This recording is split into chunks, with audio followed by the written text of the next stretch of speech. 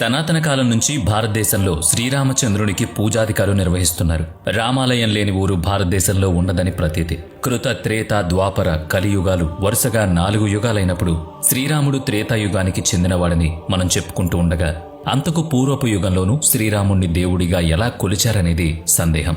సనాతన కాలం నుంచి శ్రీరామునికి పూజలు జరిగాయని చెప్పుకోవడంతో అసలు 2వ యుగమైన త్రేతాయుగంలో రాముడు మనిషిగా జన్మించగా దేవుడిగా ఎలా పూజించబడుతున్నాడని కూడా ఒక సందేహం ఉంది. మనిషి భగవంతుడు కావడం ఆశ్చర్యం అనుకుంటే, దశరథుని కుమారుడైన రాముడు, జమదగ్ని మహర్షి కుమారుడైన పరశురాముడు, శ్రీకృష్ణుని అన్న అయిన బలరాముడు, వీరితో పాటుగా సాధకులు కొలిచే ఆత్మారాముడు, పరమాత్ముడైన రాముడు కూడా ఉన్నారు. రాముడు ఒక్కడే కదా అని మీకు ఏనాడైనా అనిపించిందా?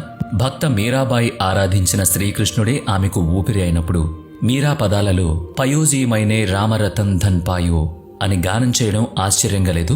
రాముడు అనే వెలకట్టలేని ఐశ్వర్యాన్ని నేను పొందాను అని ఆ పదానికి అర్థం.